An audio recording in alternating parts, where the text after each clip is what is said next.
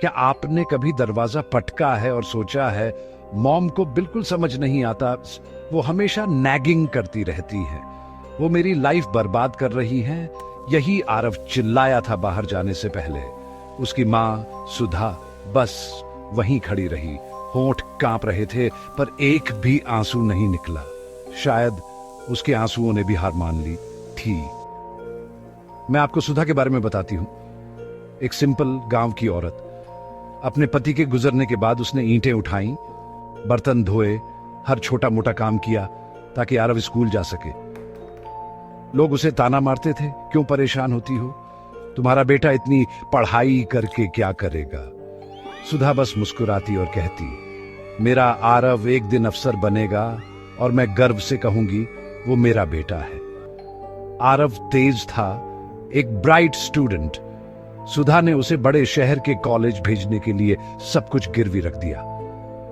वो हर सुबह प्रार्थना करती, भगवान मेरे बेटे को कामयाब करना, चाहे मुझे भूखा ही क्यों ना रहना पड़े।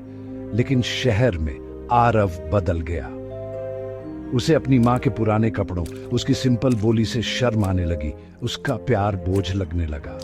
एक दिन आरव ने उसे कहा, मॉम मुझे कॉल करना बंद करो, यहां सब कहते हैं कि तुम गांव वाली लगती हो और मुझ पर हंसते हैं। सुधा चुप रही, रोते रोते सो गई, लेकिन फिर भी प्रार्थना की, भगवान मेरे बेटे को खुश रखना, चाहे मुझे उसकी आवाज फिर कभी न सुननी पड़े। बस साल बीत गए। सुधा ने कैंसर से लड़ाई लड़ी, लेकिन किसी को नहीं बताया। वो आरव को उसके सपनों से डिस्ट्रैक्ट नहीं करना चाहती थी। उसने राधा पड़ोसी को एक लेटर दिया, कहा अगर मेरा बेटा कभी आए तो उसे ये दे देना।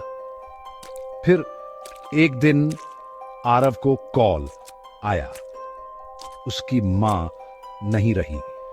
वो घर भागा, सिर्फ उसका खाली बिस्तर, उसकी पुरानी चप्पलें और एक फीकी तस्वीर मिली।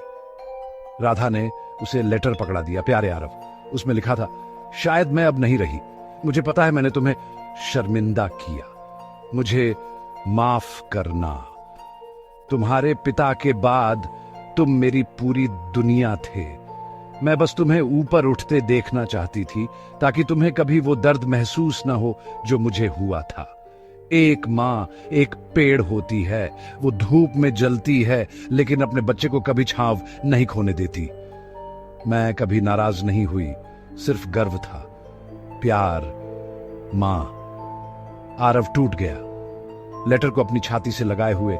आखिरकार समझ गया कि उसकी आंखें हमेशा लाल क्यों थीं, उसके हाथ फटे हुए, उसके पैर नंगे। वो मंदिर गया, उसकी पुरानी मुरझाई हुई माला देखी और सिर्फ फुसफुसा सका, मां मुझे माफ कर दो। बस एक बार।